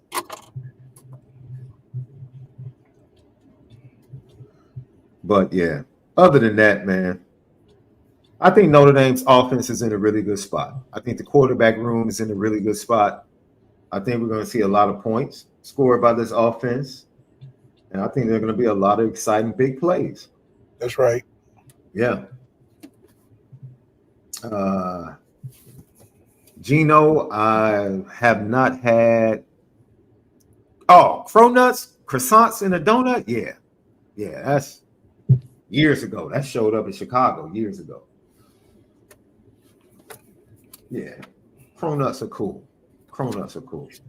How far are Cerritos from LA? Left? I'm right down the street. It was like 20 minutes, 25 minutes. Cerritos? Yep. See, I didn't have time. It's an ice cream spot I have to check out in Cerritos. What's it called? I'm about to tell you right now. But it's in my my DMs. Yeah, all the spots I need to check out, I just send it to myself in the DM. That's right. It is called Sorry Not Sorry Ice Cream Park.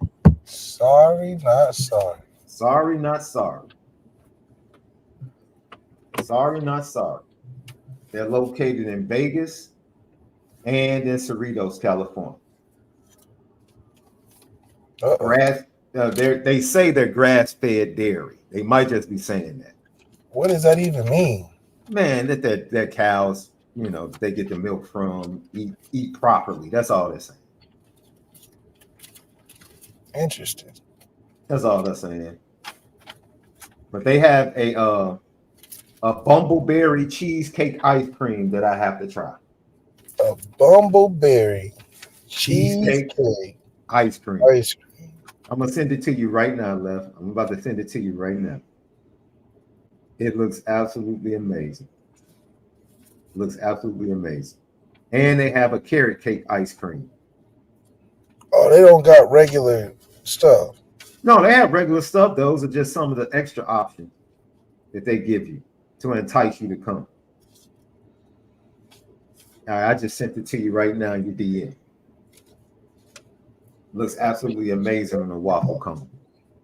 Yep. Sorry, not sorry in Cerritos. So next time. Cheesecake. Yeah, I go to LA like the week right before the weekend, right before the Texas A&M game. So when I get back out there, I definitely will be trying that bumbleberry and the carrot cake. You can believe that. All right, well, okay. I'm gonna see if I can get you a review. And we have to start doing that. You have to do your reviews, bro, for your tailgate options going into Notre Dame game. That might be what it's next. What's next for the podcast nation? Hey man, the food section. What's up with Arizona? Does every breakfast spot have to do breakfast burritos, bro? Well, that's Little Mexico.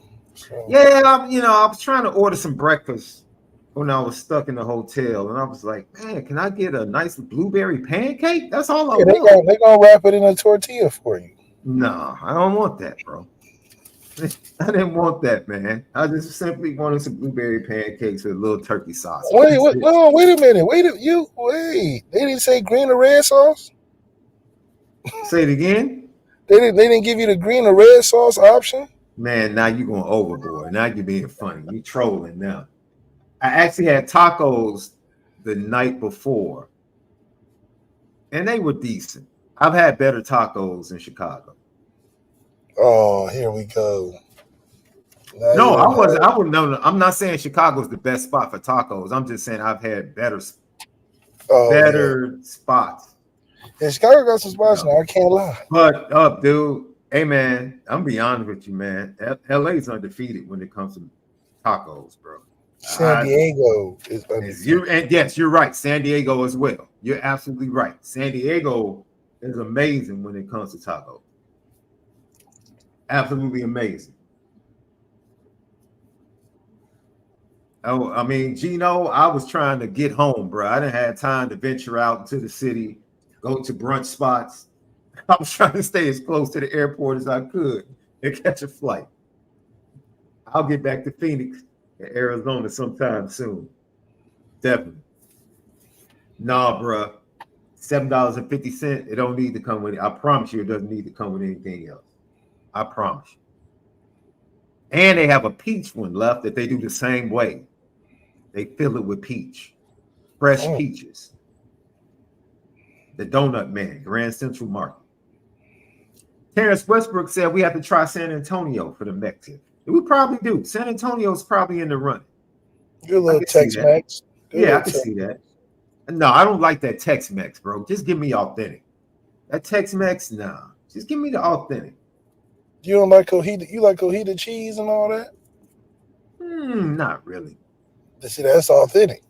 I know because normally at the crib we make our own tacos. We use like the little mixed cheese, right cheddar and all that. Yeah.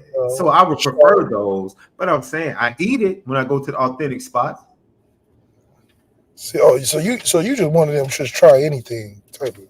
Oh yeah, my palate is very my palate will explore.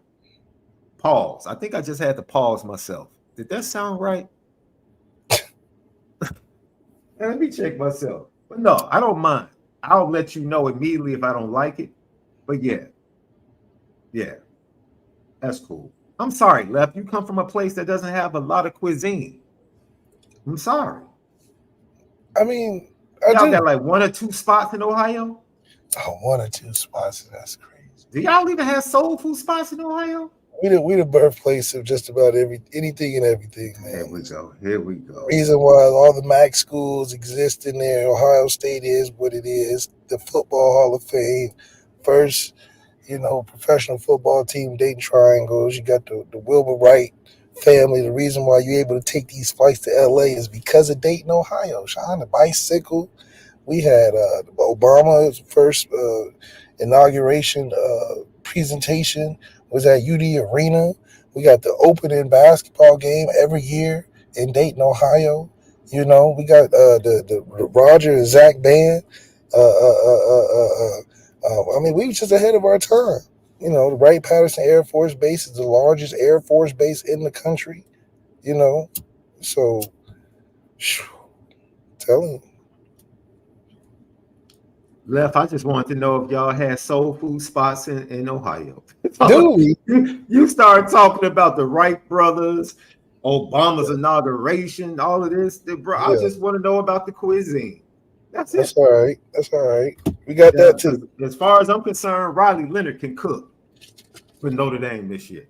That's what I'm reading. He don't have an opportunity, absolutely. That's all I'm saying. He can cook, and he's a better athlete than Steve Angeli. That's it. I don't care how far. But he's not a better athlete. How much better? That's debatable. We would have to go through the Olympics. You already said he'll win. Yeah, coming off that ankle injury, I definitely would take Kenny right now. So what's next? What's Riley doing there? I mean, what are the events? I just want to be. What are the events, bro? I think Riley would probably win the basketball event. Riley would win the basketball event. Wait a minute. Riley's a good basketball player, but so is Steve. So is Kenny Minchie. Dude, you are really amping up Steve Angeli's athleticism, bro. Now you trying to get him to Deuce Knight level or something? Is he signing with Clutch Sports? Is that you're trying to get Steve Angeli to sign with Clutch? What is Riley's 40? Because I'll tell you, Steve's is like a 4. Right? Steve's like a 4. 4.8. Steve Angeli is a 4.8. 4.7. Riley's probably a 4.6. Oh man. He's probably a high 5, 4.5, 4.6. Kenny's probably right there, 4.5, 4.6 range. Deuce has already run a 4.45 at Notre Dame as a junior. Or 4.49. I'm sorry, 4.49. Long toss. Who's tossing it the furthest? Are we including Deuce, or are we just going with the current quarterback? Going with the guys that wearing the jerseys. Kenny has the strongest arm. From what I've seen in practices, Kenny has the strongest arm. So that's 2 for Kenny so far. Yes. Speed, long toss. Now let's go to accuracy. Who has the best accuracy? I would probably say I've heard a lot of good things about Riley Leonard's accuracy. Steve struggled with accuracy last year, has gotten much better, decidedly better. Kenny has been, accurate, even though he struggled in the spring with it a little bit. If I go back to high school, accuracy was his strong suit. So CJ would probably win accuracy for me. I will go CJ. I will go CJ right now. Accuracy. CJ would be second, first in my mind. Okay. What about decision making? Decision making, I'll go with Riley and Steve right now. I'll give Steve the advantage from having the knowledge of Notre Dame and what's being asked. I'll give Riley an advantage from just playing in games. So yeah, I would probably go Riley, and I wouldn't mind if you said Steve. I wouldn't mind if anybody said Steve with that. Trust of the team. Right now, I would probably say. I mean, that's not even fair. I would say Steve. I think Riley. Wait, but that's not fair because Riley still has to go through camp to gain that trust. That's a work in progress with Riley. That's not exactly an even playing field. So It's it's not. only one captain. So Steve will have Is to it, lose. would it be crazy to have two quarterbacks as captains on your team? Me and Deshaun end up nobody being the captain. Really? Man, yeah, I We guess sat you're right. there. Coach Kelly said, y'all two of the 5 best players on the team. Only one of y'all can play, and neither one of y'all are gonna be captains. So it's like, what the hell? But Ian was a Yeah, captain. We talked. yeah. The man was, yeah, the man, he was, yeah, yeah. We don't need to say anything else about Brian Kelly. We really don't. Yeah, Aaron should have been a captain at one point. I thought. I mean, that's my opinion.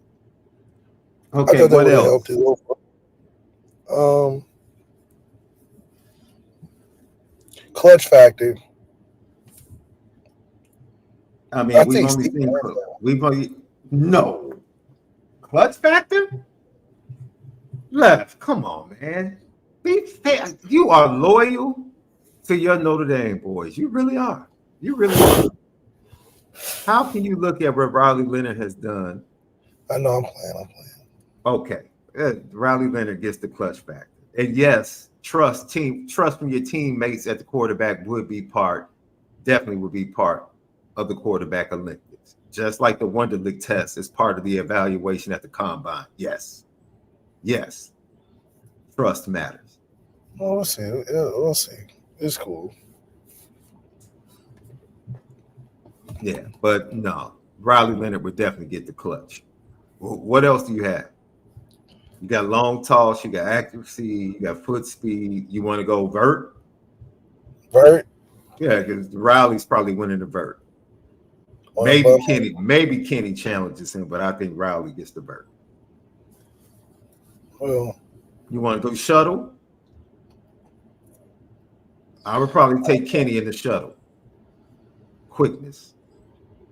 Who has the best pocket awareness? How do we judge that, though?